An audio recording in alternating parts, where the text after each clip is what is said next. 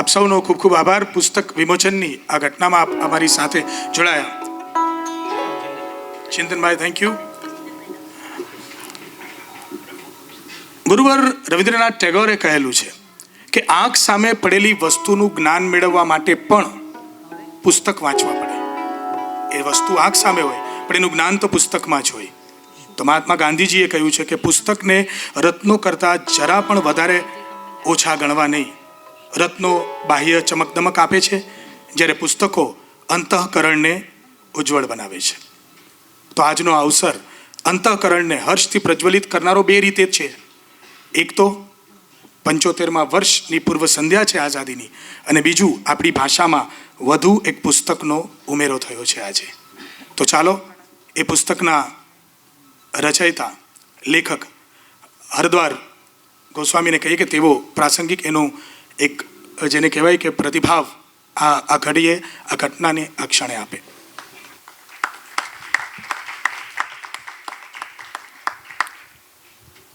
Thank you Viral રાજ. અકાદમીના અધ્યક્ષ પદ્મશ્રી વિષ્ણુ પંડ્યા સાહેબ મારા સતત માર્ગદર્શક રહ્યા છે. પંકજ ભટ્ટ અધ્યક્ષ સંગીત નાટક અકાદમી, એમને યાદ કરું છું. શૈલેષ શાહ સાહેબ સભ્ય સચિવ શ્રી સંગીત નાટક અકાદમી. હિંમત ભાલોડિયા સાહેબ મહામાત્ર ગુજરાત સાહિત્ય અકાદમી, એ પણ ખૂબ સારા સાહિત્યકાર છે, કવિ છે. એક એમની સૂઝ, એમનો સંસ્પર્શ અકાદમીને મળ્યો છે. અને એવરગ્રીન ધ્વનિત, બહુ જ સહેતુક શબ્દ હું આ પ્રયોજી રહ્યો છું. એવરગ્રીન પેલા સદાબહારના સંદર્ભે, સુપરહિટના સંદર્ભે તો છે જ છે, પણ સાથે સાથે એમણે જે ગ્રીન મુવમેન્ટ ઉપાડી છે, વૃક્ષો ઉછેરવાની અદ્ભુત સેલ્યુટ, સલામ છે. અને એનું ફળ, એનું લીલુંછમ પરિણામ આપણે સૌ નિહાળી રહ્યા છીએ. રેડિયોને જીવંત કર્યો સાહેબ. ક્યાંક એ ઓક્સિજન પર હતો, અને ફરી એકવાર રેડિયો સાંભળવાની તત્વ છે. રેડિયોમાં કોઈ સેલેબલ વ્યક્તિ હોય, એના નામે શબ્દોની સાથે સાથે લોકોની આંખની ચમક તો હોય પણ કાનની ચમક આવી જાય. એ આરજે ધ્વનિતે કર્યું છે. આપનું પણ સ્વાગત છે. ખૂબ વ્યસ્ત હોવા છતાં પણ અહીંયા ઉપસ્થિત થયા છો. વિરલ સરસ સંચાલન કરી રહ્યા છે. ગાયકો ફાલ્ગુનીબેન, નરેન્દ્ર શાસ્ત્રી, સ્વનાન ધન્ય, રક્ષા શુક્લ, કૃતિ, વનરાજ બે. આમ વનરાજ એનો બ્રધર છે, બહુ જ સારો સિંગર છે, એને યાદ કરીએ છીએ અમે એ રીતે. પણ આટલી ફોર્માલિટીઝ પછી હું કેટલા નામો યાદ કરું. આ પુસ્તક જેમને અર્પણ થયું છે, દિલીપ પાઠક, મારા બહુ જ અંગત સ્નેહી, અને એના સંદર્ભે વિગતે વાત કરીશ તો આખો કાર્યક્રમ પૂર્ણ થશે. પણ મારે માત્ર 5 મિનિટ લેવી છે, કારણ કે બે વક્તાઓ આપણી સાથે, જેને સાંભળવા ખાસ આપ ઉપસ્થિત થયા છો. પણ ભાષા સાથેની મારી જદ્દોજહેદ, ભાષા સાથેને મારો સંઘર્ષ, મારા રીસામણા, મારા મનામણા, એ જે કંઈ થયું છે આ પુસ્તકમાં ક્યાંક પ્રગટ થયું છે. એવું કહેવાય છે કે અક્ષોહિણી સેનાનો સામનો કરી શકાય, પણ કોરા કાગળનો મુકાબલો કરવો શક્ય નથી. નક્કી નથી સાહેબ, કંઈ નક્કી નથી. પંડ્યા સાહેબ તો બેઠા છે, 2 કોલમ લખે છે, ને ઘણું બધું લખે છે, વર્ષોથી લખે છે. એમને ખબર છે કે કોઈ પણ લેખક વર્ષોથી લખતો હોય છતાં પણ નવું કંઈક લખવા બેસે એટલે એના ધબકારા વધી જ ગયા હોય. નક્કી નથી સાહેબ તમે સફળ થાવ, કશું જ એ નિશ્ચિત નથી. તો આ આખી એબ્સ્ટ્રેક્ટ પ્રક્રિયા છે આખી. અમીર ખુસરો સાહેબને એકવાર એવું પૂછવામાં આવેલું, એના એક સમકાલીન શાયર, કે સાहब आप भी गज़ल लिखते हैं, हम भी गज़ल लिखते हैं. जयेंद्र सिंह એવું કહ્યું કે आप भी गज़ल लिखते हैं, हम भी गज़ल लिखते हैं, लेकिन आप जब गज़ल पेश करते हैं तो वाह वाह हो जाती है, और हम गज़ल पेश करते हैं तो खामोशी छा जाती है. ऐसा क्यों? ત્યારે खुसरो साहबे કહ્યું कि मियाँ 2 सवाल का जवाब दीजिए. आप कभी उन गलियों में गए हो जहाँ पैमानों में से समंदर छलकता हो?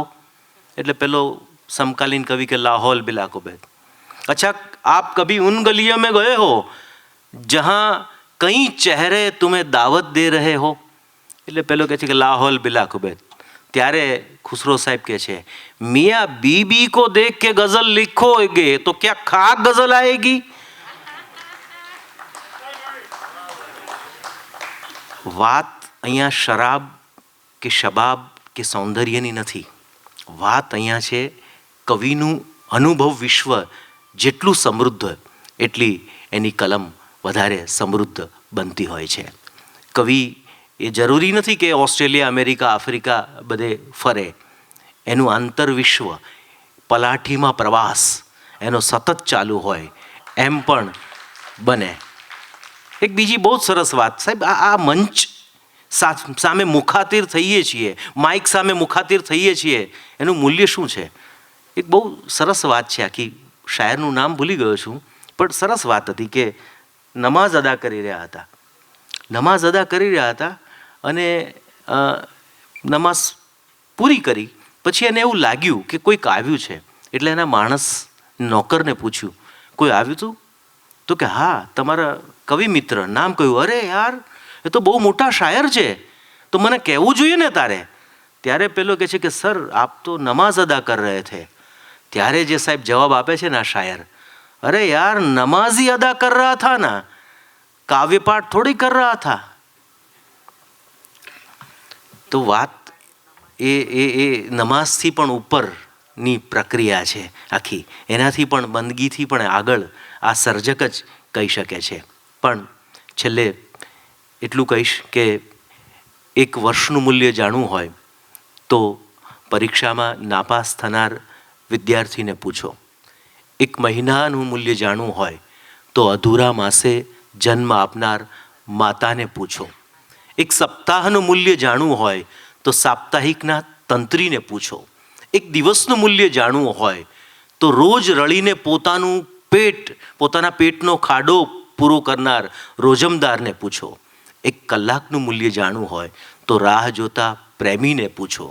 એક મિનિટનું મૂલ્ય જાણવું હોય તો ટ્રેન ચૂકી જનાર મુસાફરને પૂછો. એક સેકન્ડનું મૂલ્ય જાણવું હોય તો ઓલિમ્પિકમાં સહેજ માટે ચંદ્ર ચૂકી જનાર ખેલાડીને પૂછો. અને 75 વર્ષનું મૂલ્ય જાણવું હોય તો આઝાદીમાં પોતાના લોહીથી, પોતાના આત્મસમર્પણથી જ્યાં દેશને રૂડો રૂપાળો કરવાની ખેવના સાથે જે લોકોએ શહીદી વહોરી છે એ શહીદોને પૂછો.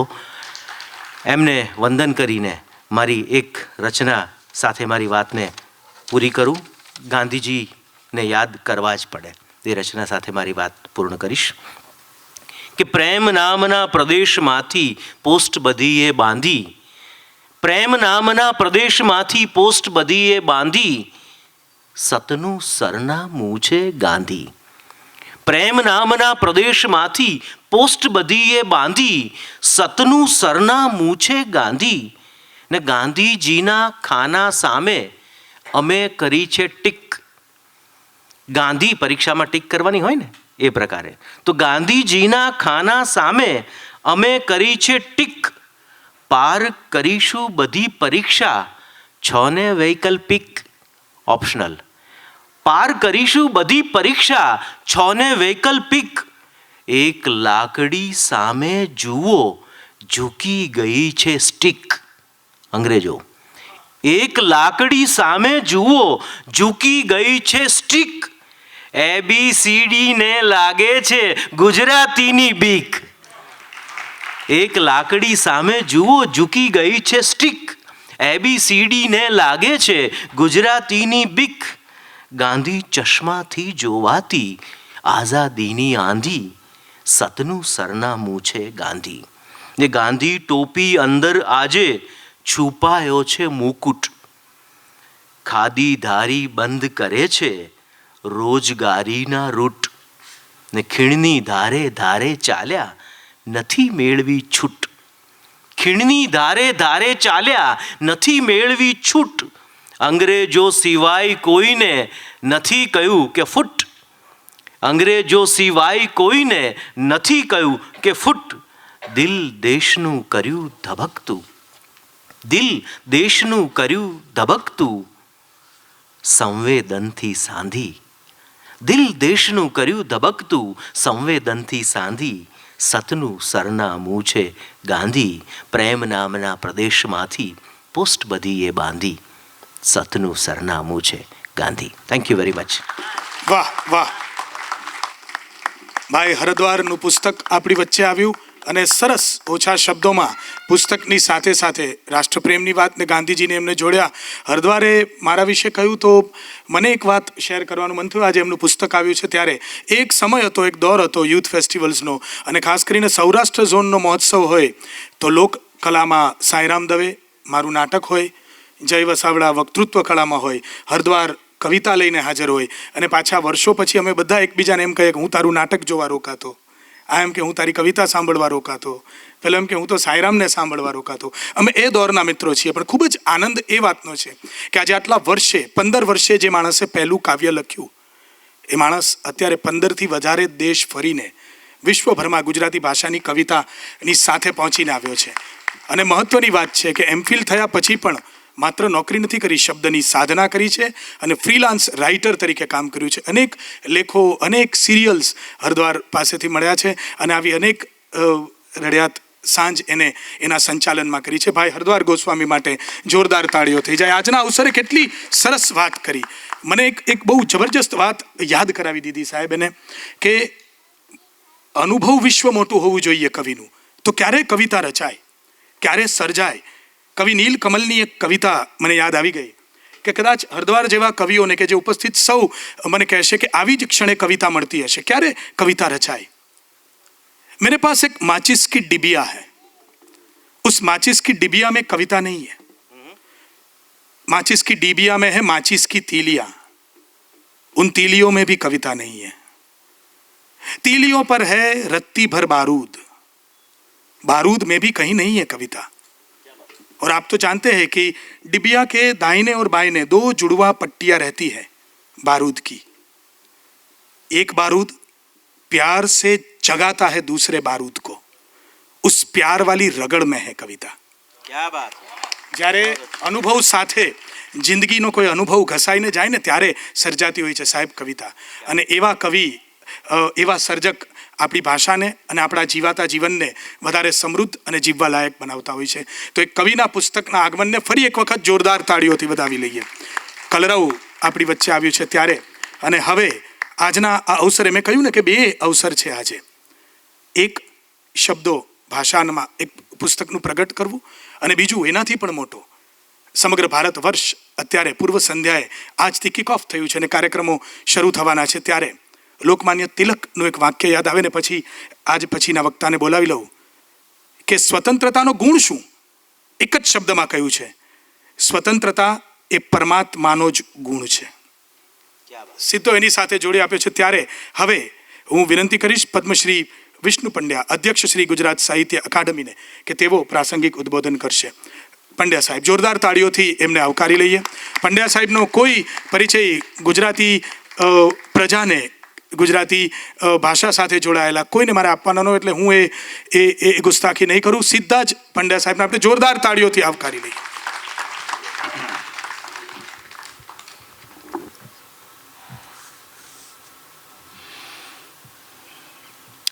આ સમારંભના મુખ્ય કરતા હર્તા કે શ્રી ગણેશ જે કહે ભાઈ હરદ્વાર ગોસ્વામી, સ્વર સાધક મિત્રો, વિરલભાઈ, શ્રી ભાલોડિયા, આપણે સૌ જેને જાણીએ છીએ એવા નામ ભૂલી જાઉં છું. આરજે ધ્વનિત, માત્ર ધ્વનિત નહીં. તો આપણે પણ એમને જ સાંભળવા આવ્યા છે, એટલે મારે કંઈ બહુ વિશેષ વાત કરવી નથી.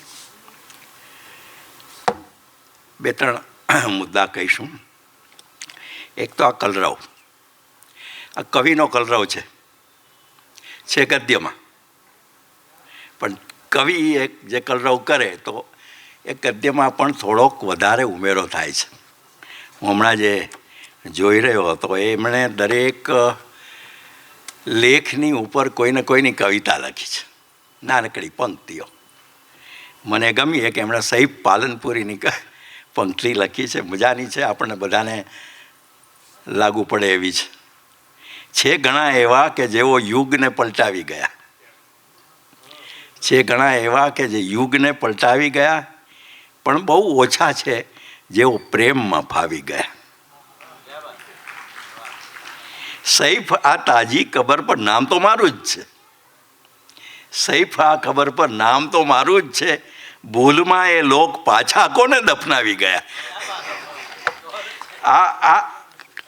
આવા પ્રાસ્તાવિક રૂપે કવિ જ્યારે કહેતા હોય ત્યારે એની પાસે કંઈક ને કંઈક તો હોય જ છે. અને આમે અર્ધવાર ગુજરાતી પ્રેમી છે.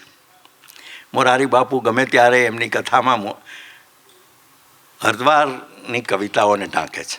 આ નાની વાત નથી. કોઈ સાધુ સંત એક વિશેષતા જેની હોય ને એ કોઈ કવિને ઉદ્ધૃત કરે એ અસામાન્ય ઘટના છે અને જરૂરી છે અને વાસ્તવિક છે. વાસ્તવિક એટલા માટે કે આ માણસે જ કહ્યું કે એક જ ઘા ને કટકા છે 3, સમજણ માટે ગુજરાતી પણ. આ કલરવનું એની વિશેષતા છે. આપણે વાંચીશું ત્યારે આપણને વધારે ખબર પડશે. પણ કવિતા અને ગદ્ય, એક જ મિનિટમાં હું વાત કરીશ કે કવિતા મારા મતે જેટલી સરળ છે એટલું ગદ્ય નથી. કે ગદ્યનું ફલક એક વ્યાપક હોય છે. બોરિસ પાસ્તરનાક નામના એક મોટા ગજાના નોબેલ પ્રાઇઝ વિનર, જેમણે ડૉક્ટર ઝિવાગો નામની મહાનવલકથા લખી અને નોબેલ પ્રાઇઝ મેળવ્યું અને મેળવી નહીં શક્યા, પહોંચી નહીં શક્યા ત્યાં, એમણે લખ્યું હતું. પહેલાં એણે કવિતાઓનો પ્રયોગ કર્યો, પછી એણે કહ્યું કે મારે કંઈક એક આખા વિશ્વની જે પીડા અને મહત્વાકાંક્ષાને વ્યક્ત કરવી હોય તો મારે ગદ્યનો સહારો લેવો પડે. અને એટલા માટે એમણે ડૉક્ટર ઝિવાગો નવલકથા લખી. અને બીજી વાત જે એમણે કહ્યું, લખવું આજકાલ આમ તો સામાન્ય લાગે છે અને સામાન્ય બનાવી પણ દીધું છે આપણે. પણ પાસ્તરનાકે જ કહ્યું કે લખવું એટલે પોતાની જાતને વીંખી પીંખી નાખવું. આ શબ્દ જ સાહેબ, આ શબ્દ દિવ્ય છે અને એ હાઈ હલ્લો નથી.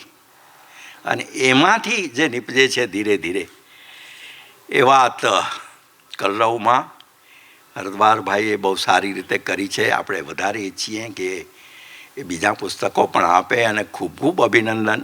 મને ખબર નથી કે એમણે નવલકથા લખી છે કે નહીં, પણ કૃતિએ એમને પ્રોત્સાહન આપવું જોઈએ કે એક નવલકથા લખવી જોઈએ, પ્રયોગ કરવો જોઈએ. બીજી વાત, આજનો જે ઉત્સવ છે એ આઝાદીનો અમૃત મહોત્સવ અને 15મી ઓગસ્ટની પૂર્વ સંધ્યા 2 છે. આજે અત્યારે 14મી ઓગસ્ટે જૂનાગઢમાં ગુજરાતનો રાજ્ય કક્ષાનો સ્વાતંત્ર્યોત્સવ ઉજવાઈ રહ્યો છે. પંકજભાઈ ત્યાં ગયા છે અને એ વખતે જે આ ગીત જય જય ગરવી ગુજરાતે ત્યાં આજે લોકો સાંભળી રહ્યા છે. લગભગ 1000 લોકોની મેદની છે અને બધી જગ્યાએ જ્યાં જ્યાં 75 વર્ષ સુધી આ કાર્યક્રમ થાય ત્યાં બધી જગ્યાએ આ ગીત પ્રસ્તુત થવાનું છે. પણ એક જ આમાં જરા નાનકડી સુધારું કરું. આમાં તમે લખ્યું છે ગીત રાષ્ટ્રીય ગીત ઘોષિત થયું છે. રાષ્ટ્રીય નહીં પણ પ્રાદેશિક ગીત, એટલે પ્રદેશ પૂરતું મર્યાદિત. દરેક પ્રદેશના જુદા જુદા ગીતો છે એ દ્રષ્ટિએ છે. ત્રીજી અને છેલ્લી વાત, તારા નામમાં સ્વતંત્રતા શી મીઠાશ ભરી. બહુ વિગતે જાઉં તો કલાકોના કલાકો થાય. આપણે એટલો સમય લઈને ન તો તમે આવ્યા છો ન હું આવ્યો છું. પણ ગુજરાત, ઝવેરચંદ મેઘાણીને ફરીવાર યાદ કરવા પડે કે માણસે એવું કહ્યું હતું, એને ઘણીવાર કહ્યું કે ભાઈ તમે 16થી 12 વટિયા અને સૌરાષ્ટ્રની રસદા અને વગેરે વગેરે લખો છો, શું કામ એને મરેલાઓને યાદ કરો છો?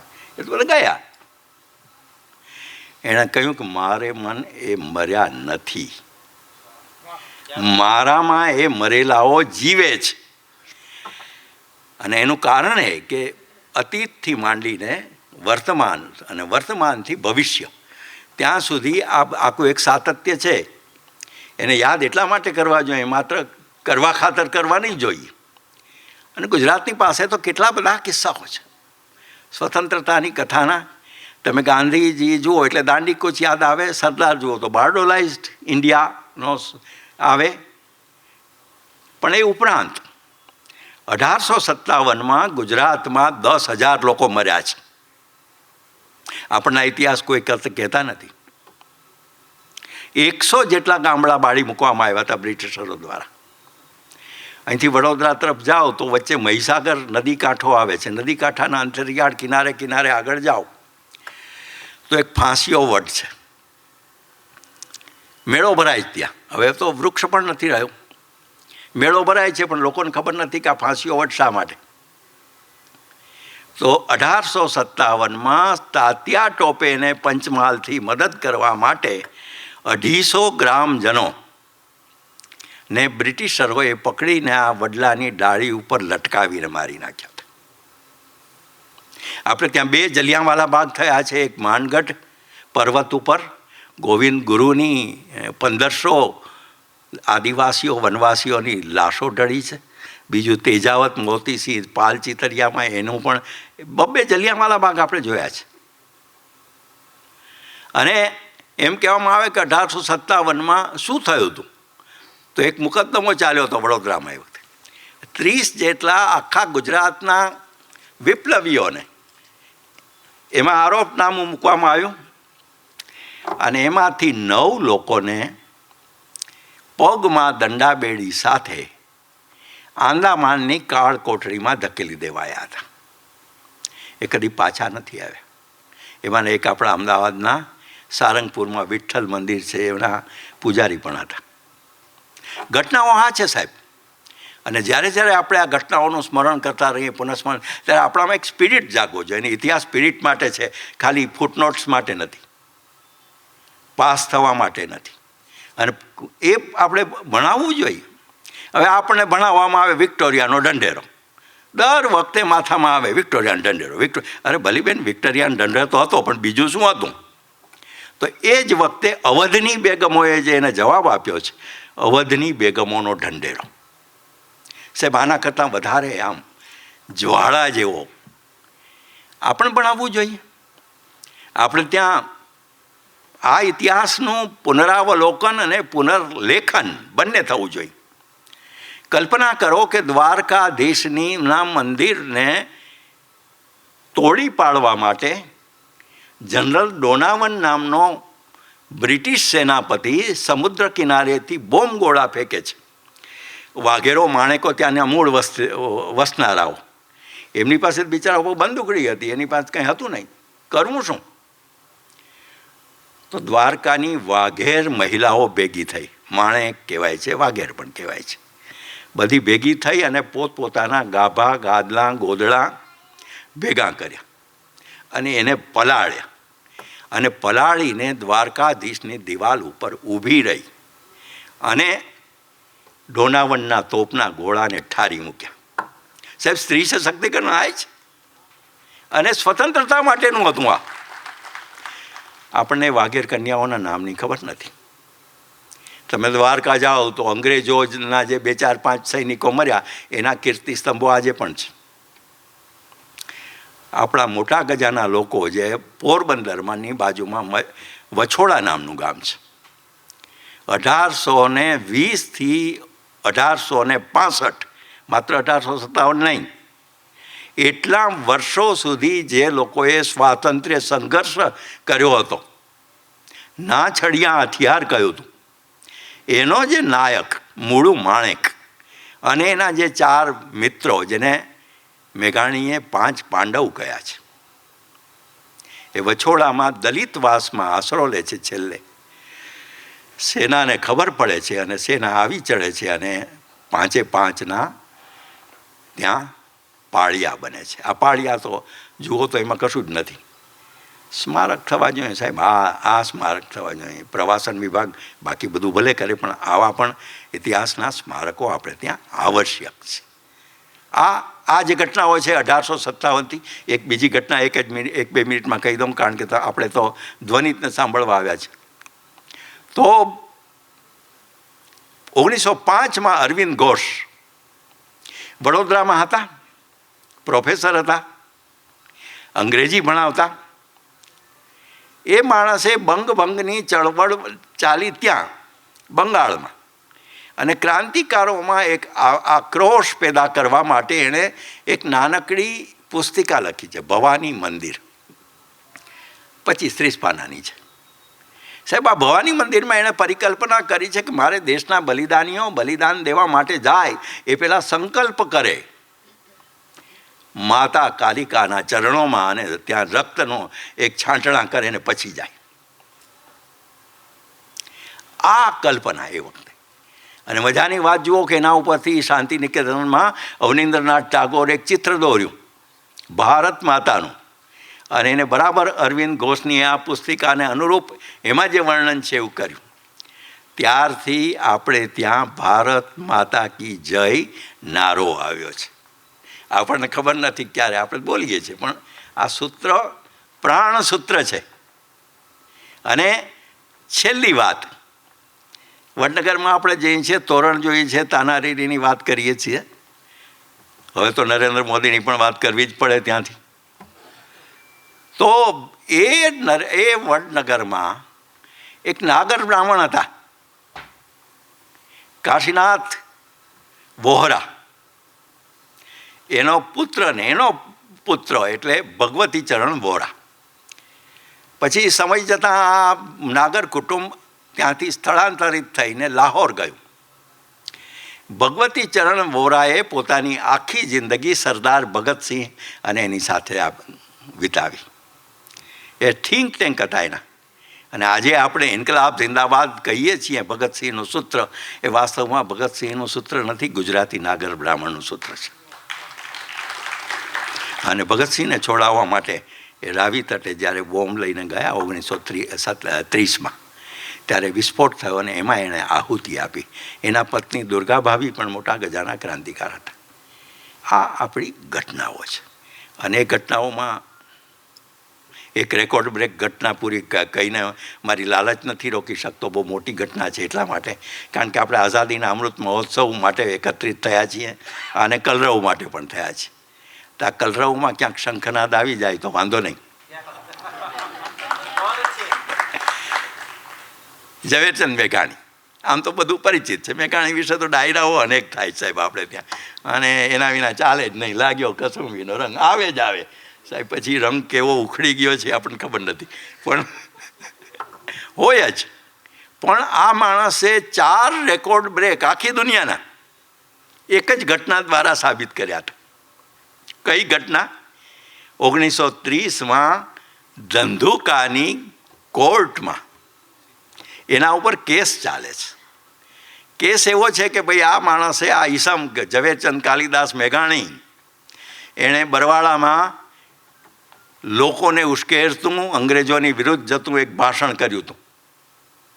કેસ ચાલ્યો, ન્યાયાધીશ હતા ઈસરાની, પહેલાં એ વાત પણ કરી. ખરેખર તો ગલતી ક્યાં હતી કે ઝવેરચંદ મેઘાણી નહોતા એ વખતે, પણ ત્યાં બોલનારા મનુભાઈ જોધાણી હતા. આપણે પોલીસની પ્રકૃતિ જાણીએ છીએ, એ એકની ટોપી બીજા ઉપર પહેરી જ નાખે. અને સાહેબ એને તો કેસ કરવો હોય ને, બીજું કંઈ કરવું ન હોય. એટલે મેઘાણી આવી ગયા એમાં. ઈસરાનીએ પૂછ્યું કે તમને આ આરોપ મંજૂર છે? તો મેઘાણીએ પોતાની શૈલીમાં કહ્યું કે આમ તો જે આ ભાઈએ મને કહ્યું છે એ સમયે અને એ દિવસે અને એ સ્થાને એ જે વાત કરી છે એ વખતે તો હું મારા બોટાદના ઘરમાં ઘસઘસાટ ઊંઘતો હતો. પણ છતાં તમને લાગતું હોય કે મેં કહ્યું છે તો સજા કરો. સજા થઈ 2 વર્ષની.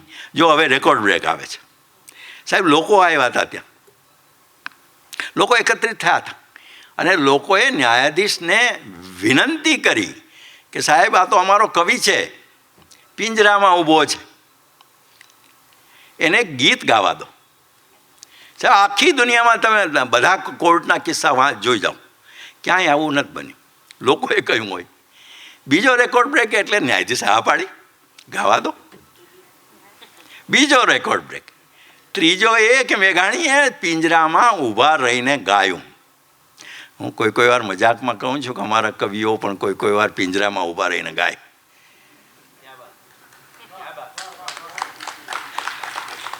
તો એણે હું મજાકમાં કહું છું, નથી આપણે પિંજરામાં બધાય નથી, હવે પિંજરા કેવા, પિંજરા ગયા બ્રિટિશરો સાથે. તો એણે ગીત ગાયું, હજારો વર્ષની જૂની અમારી વેદનાઓ, કલેજા ચીરથી કંપાવતી અંબાઈ કથાઓ, મરેલાના રુધિર ને જીવતાના આંસુડાઓ, સમર્પણ હો પ્રભુ પ્યારા તને હો. પંક્તિ લાંબી છે પણ ગીત ગાયું. અને રેકોર્ડ બ્રેક એ કે લોકો રડ્યા. પાંચમો રેકોર્ડ બ્રેક એ કે માત્ર લોકો નહીં, ન્યાયાધીશ પણ રડ્યા. જેણે ચુકાદો આપ્યો, ન્યાય આપ્યો, એની આંખોમાં પણ આંસુ હતા. આ ગુજરાત છે સાહેબ. આખી દુનિયામાં એક ધોળકા નામના એક નાનકડા ગામમાં આટલા 4 રેકોર્ડ બ્રેક થયા છે. હું તો ઘણીવાર કહું છું કે આપણા વિદ્યાર્થીઓને ત્યાં લઈ જવા જોઈએ. યુનિવર્સિટીઓના બંધ કમરામાં નહીં ભણાવાય એને. આવા બધે રાણપુર લઈ જાઓ, બોટાદ લઈ જાઓ, વછોડા લઈ જાઓ, ધંધુકા લઈ જાઓ, લોથલ લઈ જાઓ, રંગપુર લઈ જાઓ, ધોળાવીરા લઈ જાઓ. સંસ્કૃતિ અને સ્વાધીનતાના આપણે ત્યાં 101 તીર્થ છે. અમે એનો પ્રયત્ન કર્યો હતો અને પુસ્તક પણ બનાવ્યું છે. 101 તીર્થો થયા છે કે જ્યાં કોઈ બલિદાન થયું છે, ક્યાંક ફાંસી અપાય છે, ક્યાંક ગોળીએ દેવાયા છે. દાહોદમાં જ્યારે 1857ના વિપ્લવીઓને પકડવામાં આવ્યા ત્યારે બ્રિટિશ સેનાપતિએ ત્યાં મુંબઈ પોલિટિકલ એજન્ટને તાર કર્યો કે ભાઈ આમનું શું કરવું, જેલ કેસ કરીએ, ક્યાં કરીએ, શું કરીએ, વગેરે વગેરે. પહેલાં એ જવાબ આપ્યો કે કોઈ કેસ બેસ કરવો નથી, કોઈ જેલ બેલમાં કોઈને લઈ જવાની જરૂર નથી, સીધા એને તોપને ગોળે ઉડાવી દો. આ બલિદાનોની આપણી ગાથા છે અને આ ગાથા આપણે ભૂલી ગયા છીએ. એ ભૂલી ન જઈએ એટલે આઝાદીનો આ અમૃત મહોત્સવ સ્થાન ઉપર જ્યાં થાય અને થવાનો છે એમાં આ બધું ફરીવાર અભિવ્યક્ત થશે. મેં ગીત ગાયું એ તો નિમિત્ત છે માત્ર. આપણે કંઈ ગીત આપણે યાર, આપણે કવિ છીએ જ નહીં. કવિ તો ધરદ્વાર કહેવાય. આપણાથી પણ એક આવી પડ્યું, ભાલોડિયાજીએ કહ્યું ને કે ભાઈ એક હતું અને આપણે આમ સાહસ કરવામાં તો અધૂરા હોઈએ નહીં, ગમે ત્યાં કરી નાખીએ. એટલે આ પરાક્રમ પણ કર્યું. સદભાગે પંકજભાઈએ એને સરસ સ્વરબદ્ધ કર્યું છે અને એટલું જ અહીં સ્વરબદ્ધ થયું. હું બંનેને અભિનંદન આપું છું કે મને તેમ કે હવે ઠીક આ શું થશે પણ એક સ્પિરિટ જાગે છે એનાથી, ગુજરાતનો સ્પિરિટ. અને એ ગુજરાતના સ્પિરિટમાં આપણને નર્મદ યાદ આવે, મેઘાણી યાદ આવે, બોટાદકર યાદ આવે, બળવંતરાય યાદ આવે, રમણલાલ દેસાઈ યાદ આવે, ધૂમકેતુ યાદ આવે, ગુજરાતની અસ્મિતાવાળા મુનશી યાદ આવે. અને એ પુણ્ય સ્મરણ સાથે જો આપણે આગળ વધીએ, અને આગળ વધવા માટે એક જ વાક્ય જરૂરી છે, જ્યાં આપણે છીએ ત્યાં. આપણા અધ્યાપક હોઈએ, આપણે કલાકાર હોઈએ, આપણે કવિ હોઈએ, શિક્ષક હોઈએ, વ્યવસાયી હોઈએ, ગૃહિણી હોઈએ, જ્યાં હોઈએ ત્યાં આપણી જાગૃતિ દાખવીએ. દેશ પ્રત્યેની જાગૃતિ, સમાજ પ્રત્યેની જાગૃતિ. કારણ કે ઇકબાલે કહ્યું હતું એ પ્રમાણે, નહીં યાદ આવે અત્યારે તો કંઈક એક સરસ કવિતા છે એની, તેરી બરબાદીઓ કે મશવરે હે આસમાનો મેં, એની બીજી પંક્તિ એ છે. તો આકાશમાં વિભાજનના વાદળા છે. લોકો જલ્દીથી ઈચ્છે છે કે અહીંયા અરાજકતા થાય.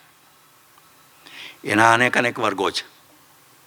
કોઈ લેફ્ટિસ્ટો છે, કોઈ પોતપોતાના સ્વાર્થ સધાયા નથી એવા લોકો છે, કોઈને જલ્દીથી સત્તા જોઈએ છે.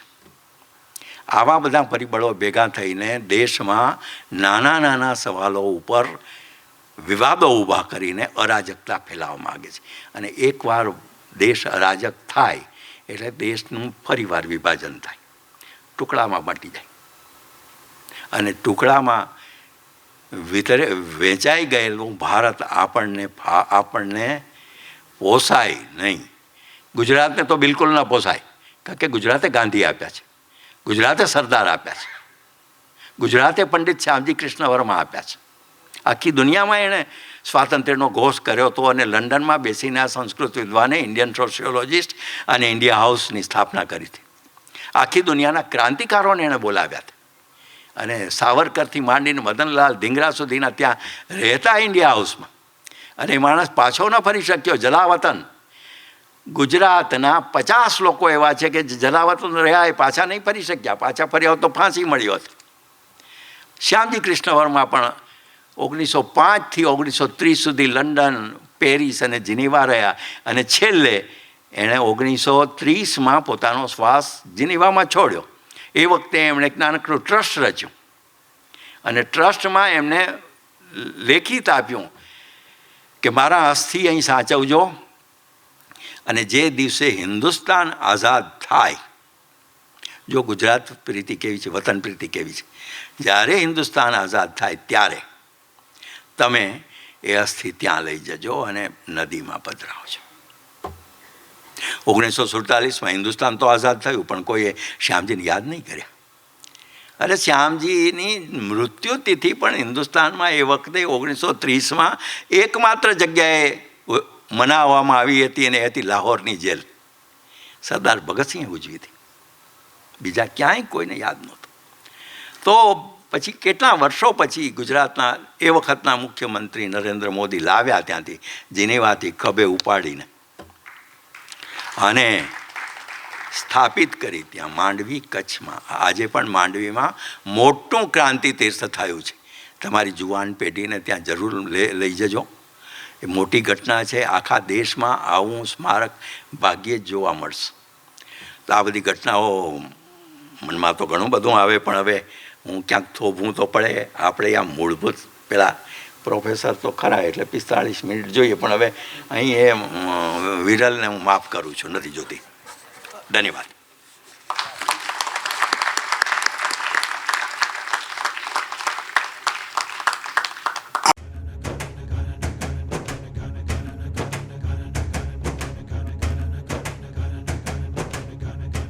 અવનવી માહિતી મેળવવા અમારી ચેનલને સબસ્ક્રાઇબ કરો અને બાજુમાં આપેલ બેલ આઇકન પર ક્લિક કરો.